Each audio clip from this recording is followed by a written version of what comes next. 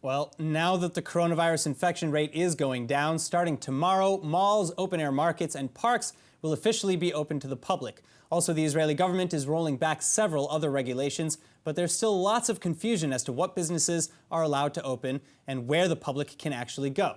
So joining us now to break down how all of this is being decided is Dr. Vili Abraham, ILTV contributor and consumer behavior expert. So, first off, what businesses are allowed to start functioning starting tomorrow?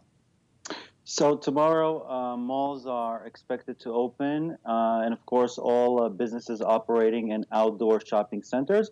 However, just around the corner, we'll have other businesses opening. For example, gyms will open by the end of the week.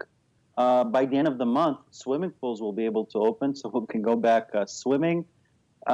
Museums by the middle of May. However, shows and all sorts of entertainment related to, entertainment that requires a lot of people to sit in the same place will not open, unfortunately, according to details that we can see now, until the middle of June. So most businesses will open very soon. All right, well, so now I want to talk a little bit about the bailouts, because the government says that it's providing millions of shekels to various big companies and things like that. But some analysts believe that startups in particular should not be getting any money because any loan program would primarily benefit the investors and its founders rather than the employees who are most at risk. Do you agree? Well, I would disagree, and I think that if the government can fund and give grants to the high-tech industry and make sure that the funding goes to workers who are employed, and I think it's fairly simple to do, it will not go to the investors. And we have to remember that the high-tech industry is a very significant component in the Israeli economy. It employs about 10% of all people. The rate of growth as far as exports are concerned is 3 times as much as all other industries.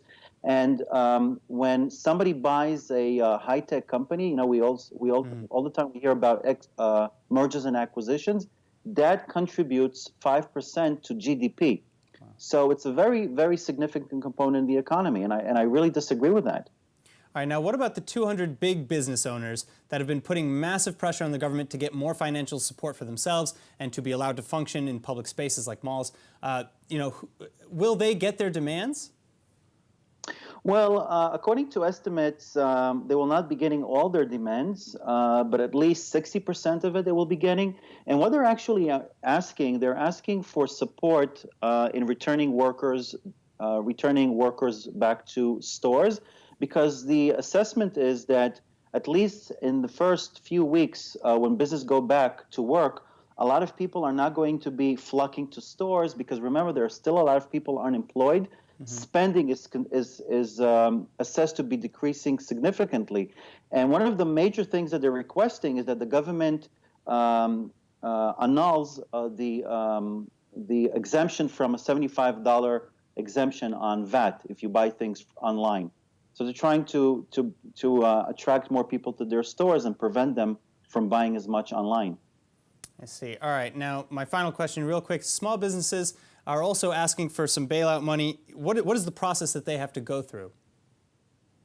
Well, the process they have to go to is actually they either go to the government offices or they do it online.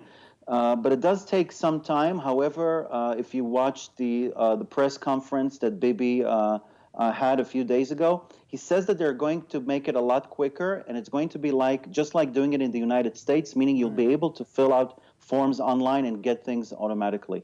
All right, Vili, thank you so much for joining us again. It's great to see you. It's a pleasure.